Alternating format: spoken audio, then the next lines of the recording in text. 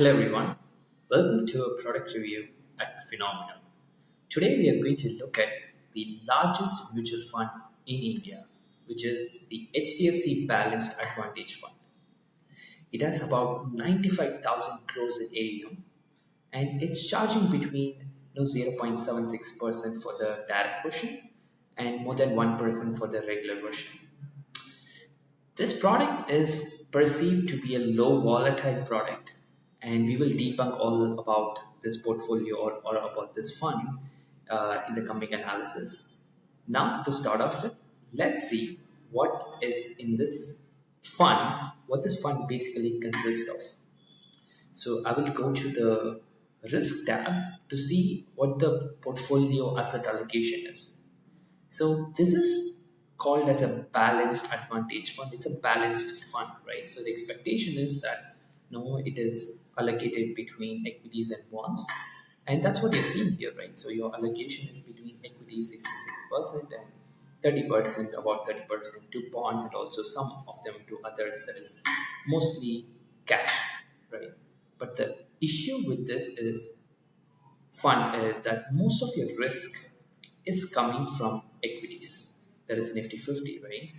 Although your allocation is between equities and bonds, from a risk base, from a risk perspective, your almost 89%, 79% of your risk is coming from equities.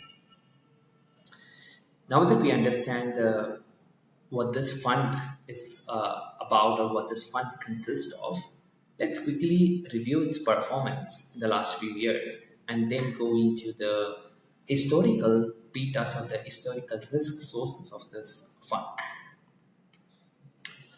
There you go. So when you compare this balanced portfolio or this balanced fund with a Nifty 50 or a Nifty 500 index, what you can see is recently in the last couple of years it has outperformed, but there is a lack of consistency here. So if you take last 5 years as a whole, the fund manager has, from a cumulative excess return perspective, the fund manager has not consistently outperformed here. Let's now move on to the return-based factor exposure analysis, where you can see that historically you can see a beta of close to 1 to Nifty 50, but currently the fund manager has become more conservative, so the allocation to bonds have become higher, and because of that you have to decrease your allocation to Nifty 50 as well. So you are seeing a lower beta currently, right? So you can see 0.5, 0.6 beta to Nifty 50. You might ask the question, okay, this fund also has bonds in it. Why aren't we showing consistent bond exposure here, or why is it super volatile? The reason being is the fund manager mostly has short-term bonds and also goes between short-term and long-term bonds. So the index that we are using here is an Indian government long-term index. Since it's a long-term index, so that's why you're not seeing a consistent exposure in this fund, because the fund has both long-term and short-term bonds here. One interesting thing to know, or one interesting thing from a factor exposure analysis, which we will look into in depth in the later part of the video, is the consistent size exposure, which reveals that there is some part of small cap and mid cap stocks or mid cap exposure in this fund as well. Now that we understand the basic information about this fund, the performance, where the risk is coming from, what basically this fund consists of, we will move on to how well this fund has done compared to two different things. One is a pure equity fund. Another one is a blended Nifty 50 plus long-term bonds fund. So allocated 70% to Nifty 50 and 30% to long-term bonds. And from a performance-wise, that you can see in the last few years it does have outperformed it, but till 2022 it seems to be about the same, especially when you compare it to Nifty 50.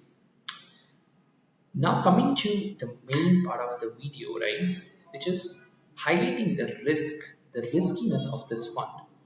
So Although this fund is known for, or at least perceived as a low volatile fund, you can see that it is as volatile, or the risk of this fund is almost close to a pure equity fund, which is the Nifty 50 fund, right?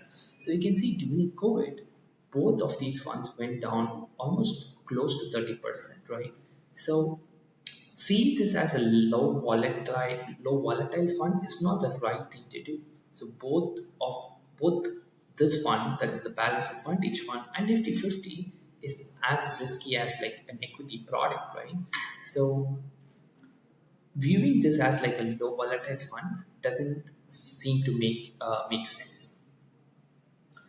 And we saw that there was a bit of a small cap exposure before, right? That is the size factor exposure here.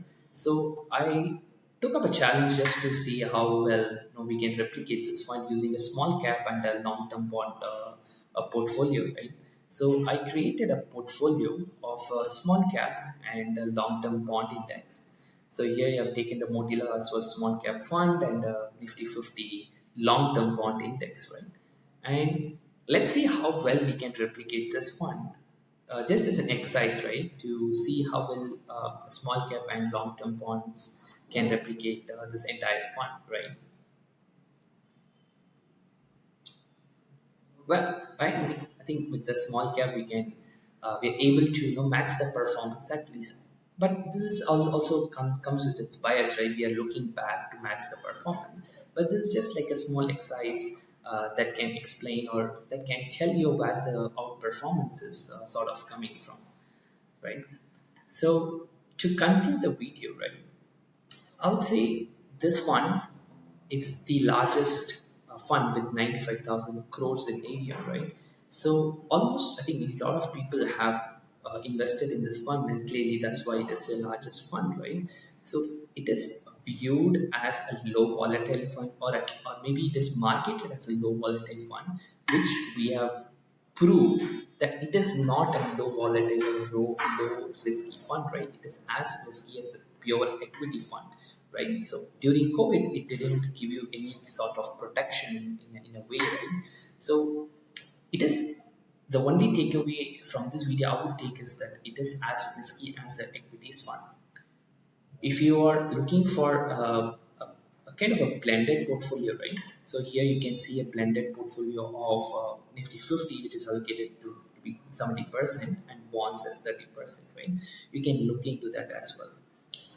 I think that concludes this video. Thanks a lot for watching. See you next time.